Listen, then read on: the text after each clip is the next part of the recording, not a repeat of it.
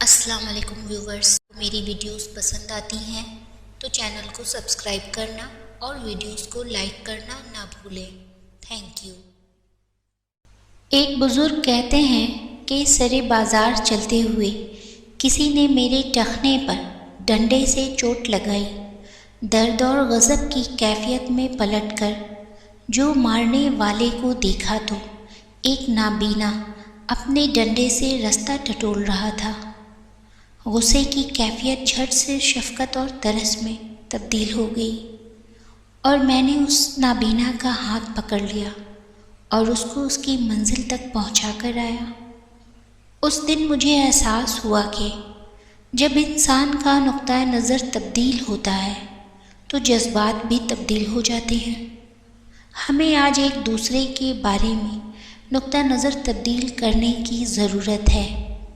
جذبات خود ہی تبدیل ہو جائیں گے انشاءاللہ۔